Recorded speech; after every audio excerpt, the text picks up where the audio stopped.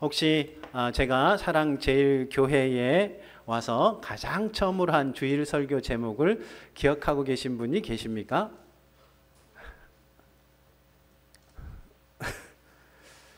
이런 거는 윤주민 집사님한테 여쭤봐야지 굉장히 곤란해 하시겠죠?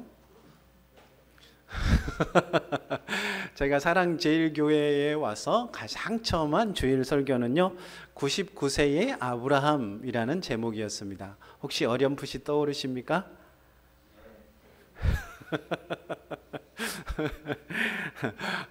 제목을 모르시니 내용도 모르실 것 같아서 잠깐 썸머리 해드리면, 아브라함이 나이 100세에 이삭을 낳게 되어지죠. 물론 아브라함이 낳은 것은 아니지만 어쨌든 100세에 이삭을 얻게 됩니다.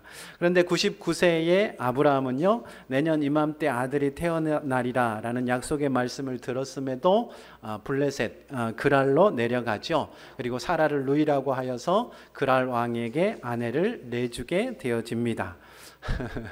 사라가 아내이고 또 내년 이맘때 아들을 낳을 것이라고 하였으면, 약속의 아들을 낳을 것이라고 했으면 그 아내를 뭘 걸고 지켜야 돼요? 네, 목숨 걸고 지켰어야죠. 그런데 99세의 아브라함은 하나님을 믿은 지, 하나님을 따라 나선 지 24년이 되었음에도 불구하고 하나님이 내년에 주시겠다라고 철석같이 약속했는데 그것을 믿는 믿음도 부족했고 능력도 부족했다. 그 말이 99세의 아브라함의 이야기의 핵심이었습니다. 그러니까 아브라함은 믿음의 조상이긴 하지만 100세의 이삭을 얻은 것은 자기 믿음 때문에 얻은 것이 아니고 누구 때문에 얻은 거예요? 아브라함은 믿음의 조상이긴 하지만 믿음도 능력도 부족하였지만 사실은 하나님께서 그 밤에 아비멜렉을 찾아가서 너 사라 건들면 가만 안 둬 겁줘가지고 사라를 뺏어오잖아요. 그리고 다시 아브라함에게 보내시고 그래서 아이를 낳게 하지 않습니까? 그러니까 온전히 하나님의 은혜, 하나님의 선물로 이 아브라함이 이삭을 얻었다라고 할 수 있겠습니다. 그래서 제가 그때 첫 설교를 여러분에게 드리면서 이렇게 말씀을 드렸어요. 우리 사랑제일교회도 아브라함과 똑같습니다. 신앙생활한 지 20년이 넘어갔지만, 교회를 창립한 지 이제 20년이 되어 가지만 우리는 그분의 말씀대로 살아갈 믿음도 그리고 능력도 부족합니다. 그렇지만 마치 하나님께서 그런 아브라함을 붙잡고 마침내 이삭이라는 선물을 주시고 은혜를 베푸신 것처럼 우리가 하나님 떠나지 않으면 하나님께서 우리 붙잡고 우리에게 은혜 주실 줄 믿습니다 하고 제가 말씀을 드렸습니다. 이것이 오늘 우리에게도 해당되는 말씀인 줄 믿으시기 바랍니다. 하나님은 우리가 믿음이 부족하건 능력이 부족한 건 상관없습니다. 그저 하나님 바지가랑이 붙들고 졸졸졸 따라오면 하나님께서 불쌍히 여기셔서 우리에게 놀라운 은혜를 베풀어 주실 줄 믿습니다. 그런데 제가 그 5년 전에 했던 그 첫 번째 설교는요 사실 그 한 번의 설교로 끝이 아닙니다. 그때부터 지금까지 그리고 앞으로 제가 은퇴하는 데까지 제 목회를 어떻게 할 것인가에 대하여 여러분에게 드린 말씀이죠. 우리는 어떤 방향으로 나아가느냐? 믿음도 능력도 부족하지만 하나님 붙들고 그냥 따라가 보자. 질질 끌려서라도 한번 가보자. 그러면 하나님께서 야 네가 어떻게 여기까지 따라와서 하면서 칭찬해주며 복 주실 것이다. 이것이 우리가 쫓아가야 할 목회 모델이다. 우리가 향해야 할 것이다 라고 제가 말씀을 드린 것입니다. 저의 첫 번째 설교가, 저 같은 사람의 첫 번째 설교도 목회 전체를 바라보는 이런 설교였다면 예수님의 첫 번째 설교는 얼마나 더 그랬겠습니까? 그렇죠? 그러니까 예수님의 첫 번째 설교는 예수님의 사역이 앞으로 어떻게 진행될 것인가 전체를 미리 보여주는 설교였다라고 이야기할 수 있겠습니다. 예수님의 첫 번째 설교는 무엇이었을까요? 저의 첫 번째 설교는 99세의 아브라함. 예수님의 첫 번째 설교의 내용은 무엇이었을까요?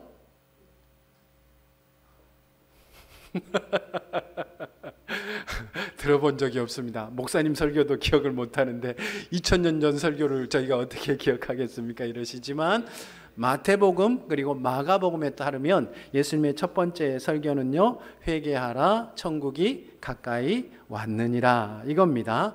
예수님의 생애를 딱 보면 예수님의 공생애를 어떻게 시작하셔요? 요단강에서 세례를 받으시고 그리고 광야에 가서 40일 동안 시험을 받으십니다. 그리고 나서 돌아와서 사역을 시작하시는데 그때 외치신 첫 번째 메시지가 뭐냐면 회개하라 천국이 가까이 왔느니라.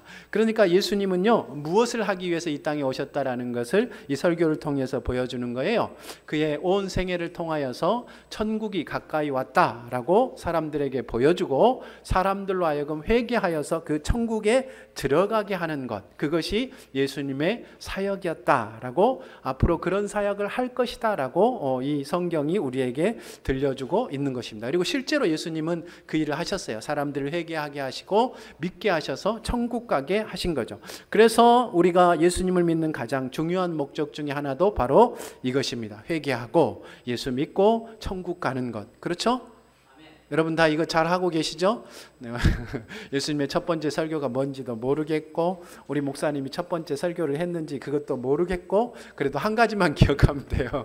예수 믿고 천국 가는 것. 그거 내가 교회 오는 아주 중요한 목적이다. 절대 흔들리지 않는다. 이것만 확실하게 여러분이 딱 가지시면 좋겠습니다. 그런데 오늘 우리가 읽은 누가복음에는요 예수님의 첫 번째 설교 회개하라 천국이 가까이 왔느니라 라는 이 메시지가 등장하지 않습니다. 왜요? 그 중요한 첫 번째 설교를요. 왜 누가복음에는요 대신에 예수님의 첫 번째 설교가 없는 대신에요 첫 번째 메시지가 있어야 할 자리에 예수님이 자신이 자라신 고향이라고 할 수 있겠죠. 나사렛에 가서 하신 설교가 기록이 되어져 있습니다. 그러니까 회개하라 천국이 가까이 왔느니라 라는 그 메시지가 있어야 할 자리에요 누가복음에는 거기에다 뭘 갖다 놨냐면 예수님이 자신의 고향 자라났던 곳 나사렛에서 가서 하신 그 설교를 기록을 해놨다라는 것입니다. 물론 마태복음과 마가복음에도 예수님이 고향에 가셔서 설교하셨다라는 이야기가 기록이 되어져 있으면 그거는 처음에 있었던 일이 아닙니다. 갈릴리 사역을 하시던 중간에 나사렛에 가셔서 설교를 하시죠. 그뿐만 아니라 마태복음과 마가복음에서는요 설교를 했다는 말, 그리고 그 설교를 듣고 사람들이 어떻게 반응했다, 은혜 받았다, 화가 났다, 그런 얘기만 기록이 되어져 있고 무슨 설교를 했는지에 대한 내용은 들어있지 않습니다. 그런데 누가복음에서는 그 설교의 내용을 그것도 첫 번째 메시지가 있어야 할 자리에 딱 가져다 놓았다라고 이야기하는 것입니다. 이유가 뭘까요? 마태복음과 마가복음이 회개하라 천국이 가까이 왔느니라 라는 메시지를 통해서 예수님은 우리를 회개하여서 천국 가게 하는 것, 그 일을 하기 위해서 이 땅에 오셨다라는 것을 보여주었다면 누가복음은 예수님이 우리에게 이 땅에 오신 것은 사실은 우리로 천국 예수 믿고 회개하여서 예수 믿고 천국 가게 하는 것, 그것 말고 또 다른 것도 있다. 그 얘기를 해주려고 누가복음에서는 그것을 성경에서 기록하고 있는 거예요. 그러니까 똑같을 수가 없는 거예요. 마태와 마가복음이 이야기하고 있지 않은 다른 측면을 사실은 누가복음을 통하여서 하나님께서는 보완하고 있다라고 이야기할 수 있습니다. 제가 이해하기 쉽게 좀 무식하게 단순화해 보자면 마태와 마가복음은 예수님이 우리가 회개하고 천국 가게 하기 위해 이 땅에 오셨다고 말했다면 좀 전에 말씀드린 것처럼 누가복음은 그게 전부가 아니야. 에이 그게 전부인 줄 알았지. 그게 전부가 아니야 라고 말하고 있다라는 것입니다. 그래서요 오늘은 예수님의 이 나사렛 설교를 통해서 예수님이 이 땅에 오셔서 우리를 죄에서 구원하셔서 천국 가게 하시는 것 말고 또 어떤 일을 하려고 하셨는지 함께 생각해 보고자 합니다. 오늘 말씀을 우리가 읽었으니까요 예수님이 고향인 나사렛의 회당에 가셔서 성경을 읽고 설교를 하십니다. 설교 본문은 어디였냐면 이사야서 61장 1절 2절 말씀인데요 우리는 우리 신약 성경에 기록되어져 있는 것 말고 원래의 61장 이사야 61장 1절 2절 말씀 예수님의 설교 본문을 함께 같이 읽어보시죠. 참고 말씀 두 번째 있죠. 이사야서 61장 1절 2절 말씀입니다. 함께 읽습니다. 시작. 주 여호와의 영이 내게 내리셨으니 이는 여호와께서 내게 기름을 부으사 가난한 자에게 아름다운 소식을 전하게 하려 하심이라. 나를 보내사 마음이 상한 자를 고치며 포로된 자에게 자유를, 갇힌 자에게 노임을 선포하며 여호와의 은혜의 해와 우리 하나님의 보복의 날을 선포하여 모든 슬픈 자를 위로하되. 아멘. 이게 무슨 말이냐면 이스라엘이 죄로 인해서 나라가 망하고 바벨론으로 포로로 잡혀가서 고난의 세월을 보냈습니다. 그런 고난의 세월 가운데 있는 이스라엘 백성들에게 하나님이 주시는 말씀이 이사야 61장 말씀이에요. 너희가 지금 고통 가운데 있지만 내가 나의 종 그에게 기름을 부어서, 기름을 부었다라는 말이요, 이 헬라어로는 메시아라고 하지 않습니까? 헬라인가요? 히브리어인가요? 하여튼 남의 나라 말로 메시아라고 합니다. 기름을 부었다. 그래서 그 기름 부은 사람을 보내가지고 너희에게 자유와 해방을 주고 위로와 회복을 주겠다라는 예언의 말씀이 바로 이사야 61장의 말씀입니다. 예수님은 이 말씀을 읽으시고는 한마디를 딱 하셨어요. 이사야 61장 1절 2절을 딱 읽으시고 난 다음에, 본문을 읽고 난 다음에 사람들이 다 집중하여 쳐다보니까 딱 한마디로 설교를 하셨는데 뭐라고 하셨냐면 이 글이 오늘 너희 귀에 응하였느니라. 그랬더니 사람들이 다 아멘 하고 예수님이 축도하고 마쳤다. 뭐 그런 이야기입니다. 예수님은 능력자 아닙니까? 한마디로 설교를 하셨어요. 설교 본문 쭉 읽으시고 난 다음에 이 글이 오늘 너희 귀에 응하였느니라. 이게 무슨 뜻이겠습니까? 지금 사람들이 보고 있는 바로 예수님이 자유와 해방을 주고 온전히 회복시키기 위해서 하나님이 보내신 메시아다. 그 말을 지금 사람들에게 하고 있는 것입니다. 물론 당시 이스라엘 백성들은요 이미 바벨론의 포로에서 돌아온 상황이었지만 바벨론의 포로에서 돌아온 이후로도 수백 년 동안 제대로 나라를 세우지 못하고 다른 나라의 압제를 받아서 식민지로 살아가고 있었습니다. 그래서 이스라엘 백성들은요 이제나 저제나 자신들에게 자유와 해방을 가져다 줄, 온전한 회복을 가져다 줄 하나님이 보내실 메시아를 기다리고 있었던 것이죠.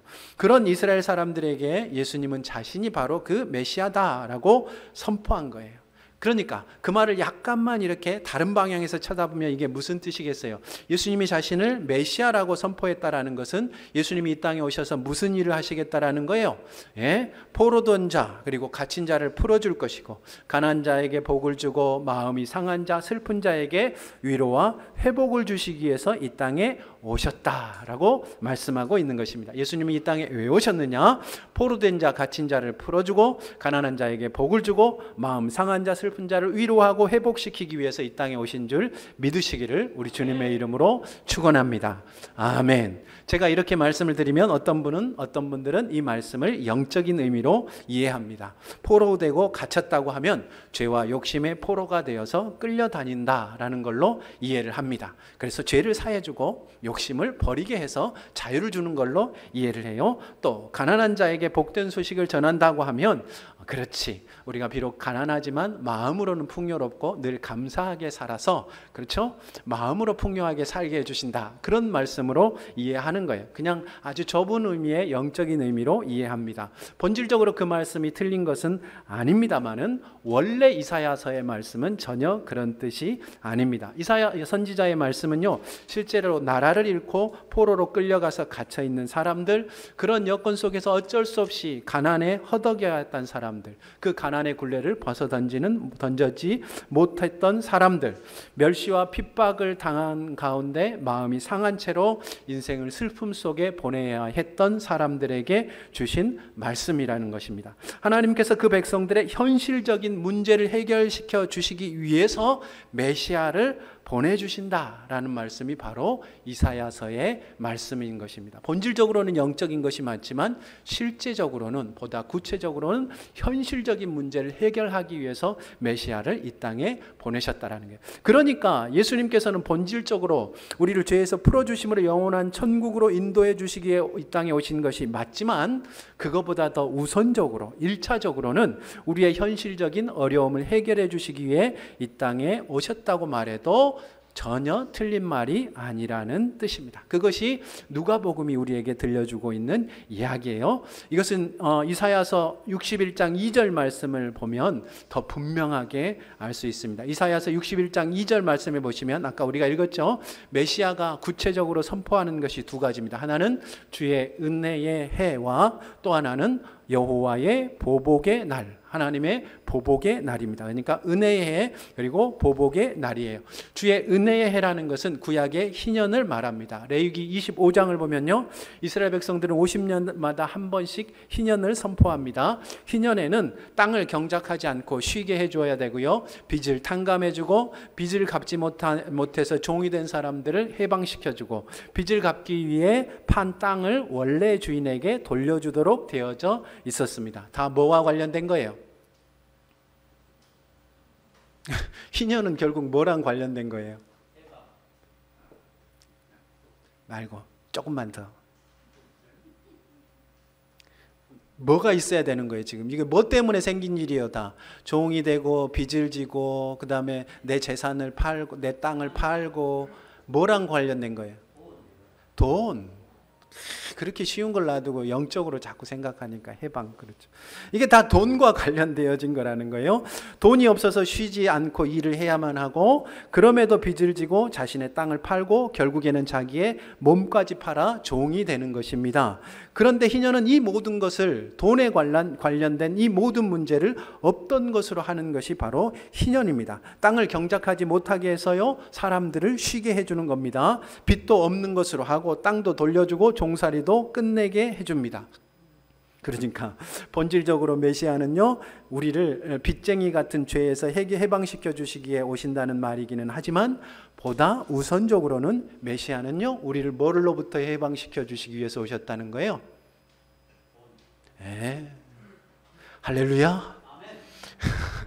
여러분, 오늘 기쁜 소식을 들으셨는데 아무도 아멘을 안 하는 이유는 뭡니까? 예수님이 우리를 이 땅에 오셔서 우리에게 하시는 것이 두 가지가 있는데, 본질적으로는 우리를 죄에서 풀어주셔서 천국 가게 하는 거예요. 그런데 그거보다 우선적으로 우리에게 해결해 주시고자 하시는 것은 우리를 돈의 문제에서 풀어주시려고 이 땅에 오셨다. 목사님이 저런 설교를 해도 되는 거야? 내가 듣도 보도 못한 설교인데 이러시는데, 성경이 그렇게 얘기하잖아요. 그렇죠? 희년을 선포한다라고 이야기하고 있는 것입니다. 예수님은요, 우리를 돈 문제에서 해방시켜 주시기 위해 이 땅에 오셨음을 믿으시기를 바랍니다. 예수님은 우리가 누군가에게 매여 살지 않도록 하기 위해 이 땅에 오셨음을 믿으시기 바랍니다. 예수님은 우리가 하나님이 원래 우리에게 주신 것을 다시 되찾아서 풍요롭게 여유롭게 살게 하기 위해 이 땅에 오셨음을 믿으시기 바랍니다. 예수님은 우리가 이 땅에 살면서 가난에, 병에, 사람의 슬픔과 절망, 걱정과 두려움에 묶여 살지 않도록 하기 위해 이 땅에 오셨음을 믿으시기를 우리 주님의 이름으로 축원합니다. 아멘. 아멘 하신 분들은 실제로 그 은혜가 임하실 줄 믿습니다. 사실 이것은 제가 성경을 보면서 여러분에게 복잡하게 설명을 했지만, 그렇게 복잡하게 설명할 것도 아닙니다. 부모들이 자녀에게 원하는 게 뭡니까? 여러분, 자녀들이 있잖아요. 뭘 원해요? 그렇죠. 뭐 자녀들까지는 아직도 욕심이 좀 남아 있을 수 있어요. 그죠? 네가 얼른 잘 돼가지고 좀 내 노후를 좀 돌봐줘라. 너가 잘 돼가지고 내가 좀 유명했으면 좋겠다. 그 마음이 있을 수 있습니다. 근데 손주에 대해서는 그런 마음이 듭니까, 안 듭니까? 그 마음 안 들죠? 손주들 보고는 딱 한 마음만 들죠. 뭡니까?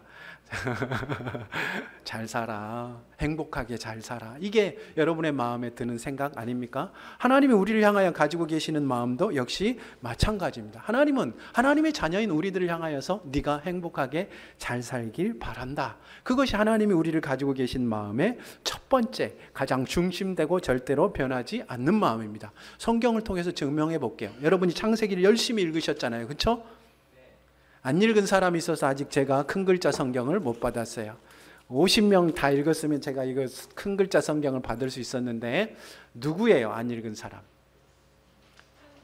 오늘 회개기도 하는데 회개기도 안 하신 분들은 이따가 밥 먹지 마세요. 이거는 아니고 이거는 넘어가고, 창세기 읽었으니까 제가 여러분한테 말씀을 드려볼게요. 여쭤봅니다. 하나님이 온 세상을 만드시고 그렇죠? 하늘의 달과 별을 만드시고 그 다음에 사람을 만드시고 하신 첫 번째 일이 뭐예요? 안식하기 전에 뭔가를 했잖아요. 사람에게 복을 주셨잖아요. 뭐라고 복을 주셨어요? 생육하고 번성하고 땅에 충만하라, 땅을 정복하라, 다스리라. 한마디로 뭐라 그래요? 잘 살아, 행복하게 잘 살아. 이게 지금 그 말 아닙니까? 생육하고 번성하고 땅에 충만하라, 땅을 정복하라, 다스리라. 복을 주셨다라는 거. 하나님이 가지고 계신 본 마음이 그거예요. 하나님이 아브라함과 이삭과 야곱을 부르지 않습니까? 하나님이 왜 아브라함을 부르셨어요? 복 주시려고 불렀잖아요. 내가 너에게 복 줄 것이다. 너를 복의 근원으로 만들 것이다. 하나님이 사람에게 원하시는 것 다른 것 아닙니다. 복 주셔서 행복하게 살게 하는 것. 그것이 가장 본질적인 하나님의 뜻이라는 거예요. 물론 사람이 죄를 지어서 자꾸 행복에서 멀어집니다. 못된 성품 때문에. 그래서 하나님은 어떻게 하시는 거예요? 수많은 선지자들 통해서 마지막에는 직접 오셔서 예수님을 통하여서 행복하게 사는 법을 가르쳐 주셨어요. 죄와 사망에서 벗어나 천국으로 향하는 법을 가르쳐 주신 겁니다. 그렇더라도 사람이 죄를 지었더라도 나중에 우리가 천국을 가더라도 이 땅에서 우리가 행복하게 잘 사는 것이라는 하나님의 근본 목적은 절대로 바뀌지 않아요. 우리가 죄 지은 사람이고 나중에 천국 간다고 해서 우리가 이 땅에서 살아가는 하나님이 원하시는 그 삶의 모양이 바뀌지 않는 거예요. 하나님은 여전히 사람이 행복하게 잘 살기를 원한다. 그것이 바로 성경이 우리에게 들려주는 말씀인 것입니다. 이런 거죠. 내가 나를 닮게 존귀하게 만들었으니 너는 존귀하고 복된 삶을 살아라. 그것이 성경이 우리에게 들려주시는 하나님의 마음이요. 다시 한번요. 내가 나를 닮게 존귀하게 만들었으니까 너는 존귀하고 복된 삶을 살아. 그것이 하나님의 마음입니다. 여러분, 세계 어느 곳이든지 선교사가 들어가면 하는 첫 번째 일이 뭔지 아십니까? 선교사들이 가면 하게 되는 일이 뭐예요? 모르네. 우리 저 선교 편지 오면 선교사님들이 지금 뭐 하고 있다고 써서 보내요? 열심히 기도하고 있습니다. 열심히 전도하고 있습니다. 이런 거 써서 보내요, 안 보내요? 공갈치지 마세요. 한 번도 안 읽어봤구나. 잘 읽어보세요. 거기가 뭐 얘기했습니까? 지금 학교 하고 있는데 애들 모아가지고 잘 가르치고 있습니다. 그죠? 그 다음에 노숙자들 위해서 쉼터를 마련하고 또 뭔가 새롭게 시작할 수 있는 방법을 가르치고 있습니다. 뭐 이런 거 얘기하잖아요. 그렇죠? 선교사들이 들어가면 학교 짓고 병원 짓고 기술 가르칩니다. 우리나라도 그렇잖아요. 선교사들이 우리나라에 와서 처음으로 지은 곳이 학교들이잖아요. 그렇죠? 병원들이잖아요. 그렇죠? 연세대학교, 세브란스 뭐 이런 것들이 다 선교사들이 들어와서 지은 병원이고 학교잖아요. 왜 그렇게 합니까? 꼬드기려고. 일단 우선 병도 고쳐주고 또 뭐 또 가르쳐주고 기술도 주어서 예수 믿게 하려고. 그죠? 아니에요, 이 사람들아. 궁극적으로는 그래요. 궁극적으로는 그렇게 해서 예수 믿고 천국 가야지. 그게 영원한 복이니까. 근데 그거보다 더 중요한 것이 있어요. 그게 뭐예요? 이 사람들이 너무나 귀한 거예요. 그들이 만나는 사람이. 이 사람들이 하나님이 지으신 존귀한 사람이기 때문에 하나님의 뜻이 그들이 존귀하고 복되게 사는 것이라는 것을 아는 거예요. 그래서 그들이 사람답게 살 수 있는 최소한의 여건을 마련해 주는 거예요. 배워야 사람답게 살지요. 병을 이겨야 사람답게 살죠. 기술이 있어야, 그죠? 생활하며 살아가잖아요. 그래서 선교사들이 그걸 하는 거예요. 비록 그것을 통해서 예수 못 믿게 되어지더라도 우선 그것 자체가 목적인 거예요. 존귀하고 복되게 사는 것. 바로 그 일을 위해서 선교사들이 그 일을 하는 거죠. 그러니까요, 전에 어느 목사님이 말씀하신 것처럼 우리 사랑제일교회 하나님이 우리에게 존귀하고 복되게 사는 것이 하나님의 목적이다라는 것을 아는 분들은 어떻게 살아야 되느냐? 월세 사시는 분들은 전세 달라고 기도하시고, 할렐루야. 전세 달라고 하시는 분들은 자가 달라고 기도하시고, 여기 32평 나왔죠? 기도하시고, 화장실 하나인 집에 사시는 분들은 우리 집은 2개인데 하시는 분들은 5개? 욕심도 많지. 위해서 기도하십시오. 집이 없어요. 월세가 너무 많이 나가요. 그럼 뭘 해야 돼요? 임대주택 달라고 기도해야죠.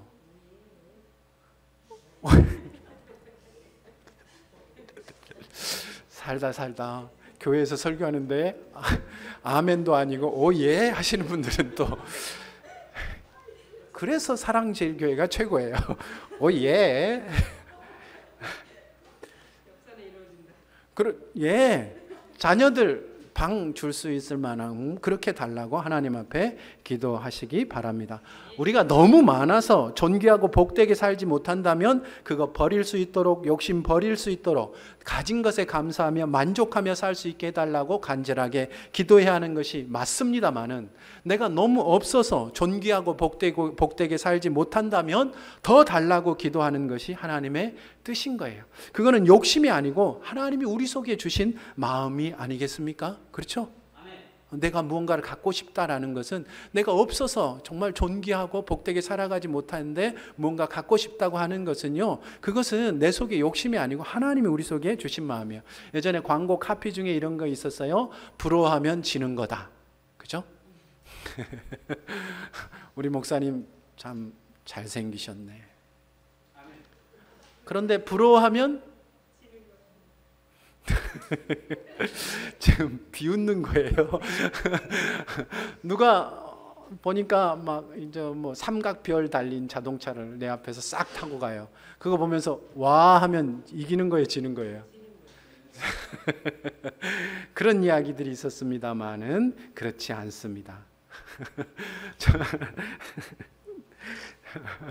정말 없어서 부러워하는 거는요, 우리가 버리고 피해야 하는 마음이 아니고 사실은 하나님께서 우리에게 주시는 마음입니다.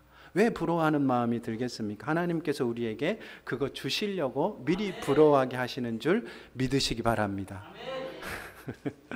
안 믿으시니까 성경을 이야기해야죠. 아담이 아직 혼자 지낼 때요, 하나님이 이렇게 결심하셨습니다. 혼자 지는 게 보기 좋지 않아. 그러니까 내가 돕는 배필을 만들 거야. 그런데 바로 만들어 주시지 않고 뭘 하셨어요? 그 앞에 동물들이 다 쌍으로 지나가게 하시잖아요. 그렇죠? 아담이 혼자 지내는 거 보니까 혼자 지내는 게 안 좋네, 둘이 같이 내가 배필을 만들어 줘야겠어 하시고 그 앞에 동물들을 싹 지나가게 하셔요. 그거 보니까 다 쌍으로 지나가는데 아담이 자기만 누구예요? 혼자죠. 그래서 아담이, 성경에는 나와 있지 않습니다. 제가 이거 했다고 여러분 저를 이단이라고 모르시면 안 돼요. 그때 아담이 시조 하나를 짓습니다. 저기 노는 저 꾀꼬리 암수 서로 정답구나.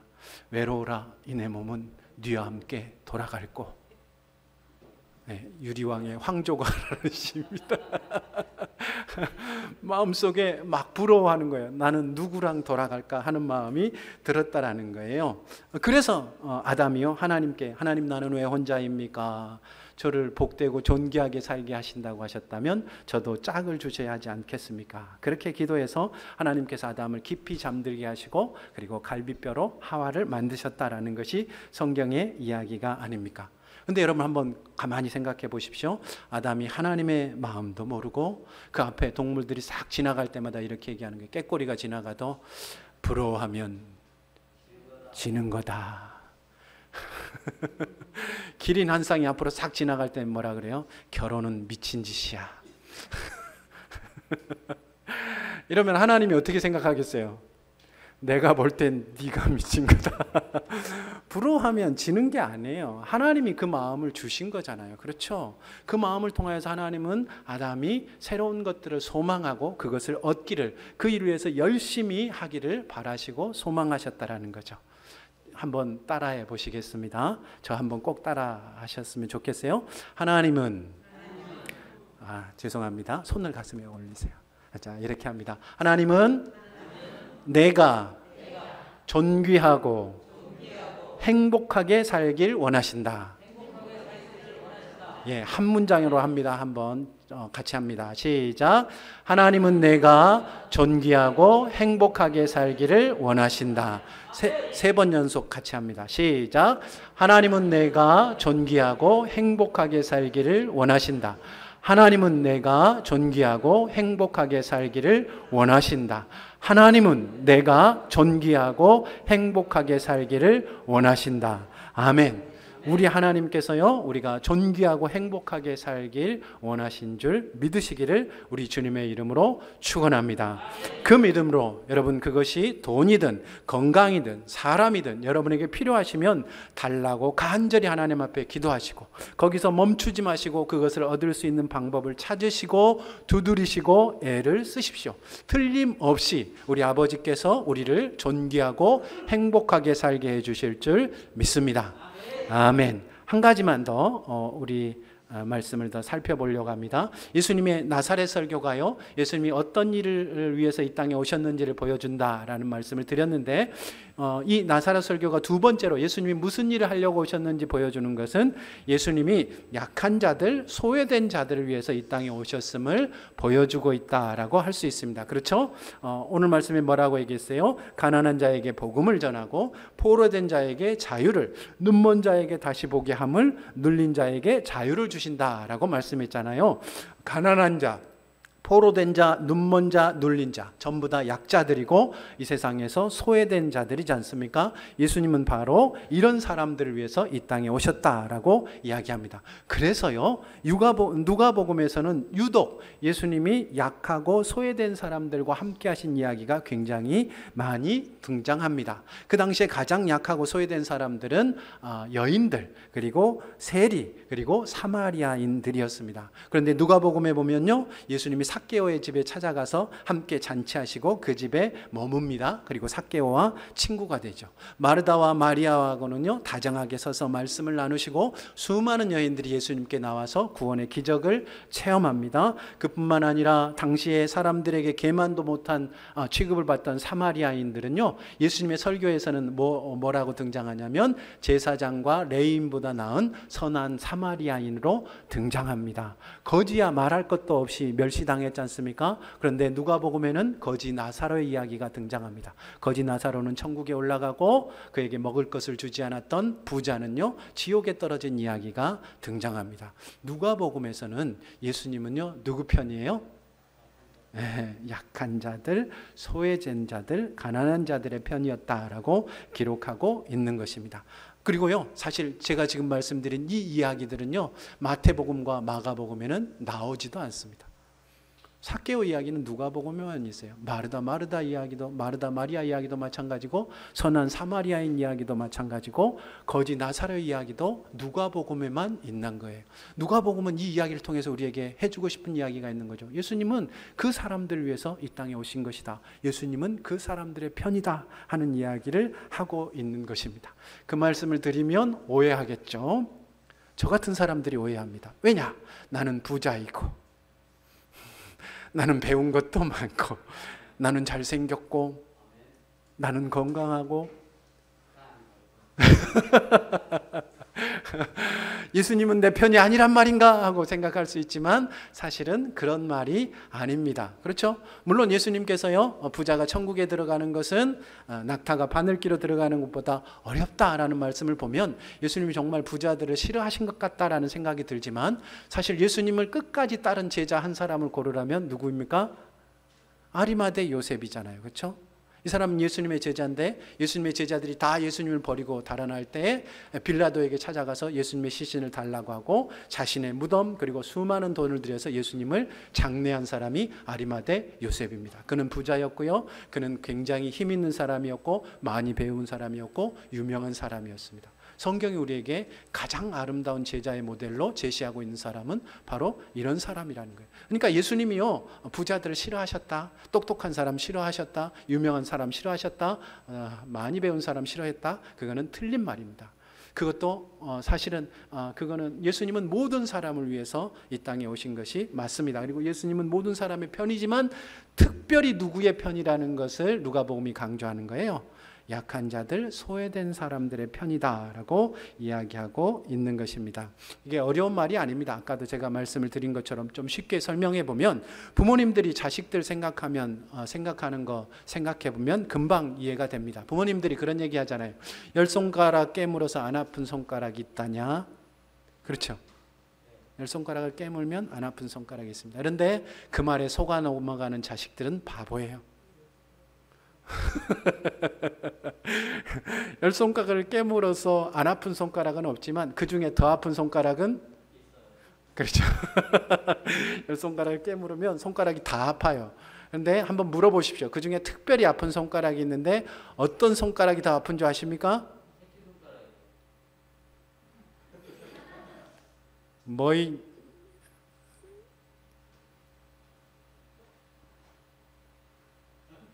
아픈 손가락이 제일 아파요. 잘 들으세요. 손가락 여기 다쳤어 어제, 그렇죠? 여기가 뭐가 이렇게 티눈이 나서 이걸 막 뜯었어요. 그렇죠? 열 손가락을 딱 깨물을 때 뭘 깨물으면 제일 아파요? 예, 티눈 베긴 손가락이 제일 아프다라는 거 여러분이 다 경험으로 알고 있잖아요. 부모들이요 마지막까지 이 세상을 떠나면서까지 마음에 남는 부모 자식들이 누굴까요? 나한테 효도한 자식일까요? 똑똑한 놈일까요? 돈이 많은 놈일까요? 전혀 그렇지 않습니다. 가난한 놈, 말썽 부린 놈, 지 혼자 살기 힘든 놈, 지지리도 어렵게 사는 놈, 놔두고 가면 내가 나가면 저게 어떻게 사나 하는 마음에서 죽을 때까지 마음에 놓지 못하는 자식들이 바로 그 못난 자식이잖아요. 하나님의 마음이 딱 그거잖아요. 하나님 우리 모두를 사랑하셔요. 깨물어서 안 아픈 손가락 아무도 없어요. 그런데 제일 아픈 손가락은 저지요. 저거는 나 없으면 못 살아 하기 때문에 하나님이 제일 아파하셔요. 하나님은요 약하고 또 아픈 사람을 향하여서 그 긍휼의 마음을 멈추지 못하신다라고 말씀하고 있는 것입니다. 그러니까 예수님 바로 그 사람들을 위해서 이 땅에 오셨다라고 이야기하는 거예요. 누가복음에서 이 얘기를 우리에게 들려주는 이유가 뭡니까? 예수님이 그 사람들을 위해서 오셨기 때문에, 예수님이 그 사람들을 마음에서 놓지 못하셨기 때문에 예수님의 몸된 교회도 그 사람들을 마음에서 나서는 안 된다. 그 사람들을 더 아파해야 한다. 그런 말씀입니다. 모든 사람들이 천국 가도록 예수 믿게 하는 것 정말로 중요합니다. 교회는 구원의 방주가 되어져야죠. 그런데 거기서 멈춰서는 안 됩니다. 왜요? 예수님께서 거기서 멈춰서지 않으셨기 때문이에요. 예수님께서는 천국 가는 것뿐만 아니라 그들이 이 땅에서 존귀하고 복된 삶을 살 수 있도록 이 땅에서 일하셨습니다. 그뿐만 아니라 모든 사람, 특별히 약하고 소외된 사람들을 돌보고 사랑하는 일을 하셨습니다. 그러므로 교회도 그렇게 해야 됩니다. 구원의 방주가 돼야죠. 예수 믿게 하고 천국 가게 하는 것 우리가 해야 할 일입니다만은 거기에 넘어서서 예수님처럼 사람들이 존귀하고 복되게 살 수 있도록 온갖 힘을 쏟아야 돼요. 특별히 누구를 위해서요? 지 혼자서도 충분히 그런 사람들 말고 혼자 놔두면 도저히 못하는 사람들, 가서 한번 잡아줘도 또 넘어지고 또 넘어지고 또 넘어지고 하는 사람들, 내가 안 가면 몇 날 며칠이고 다시 일어서지 못하는 사람들, 그 사람을 향하여 나아가는 것이 교회가 해야 할 일이라는 말씀입니다. 여러분, 이 일을 여러분의 마음에 두시고 예수님께서 우리에게 원하시는 것이라는 것 꼭 기억하시고 그렇게 살아가시기를, 마음뿐만 아니라 기도뿐만 아니라 나의 시간과 정성을 그렇게 드리시기를 우리 주님의 이름으로 축원합니다. 아멘.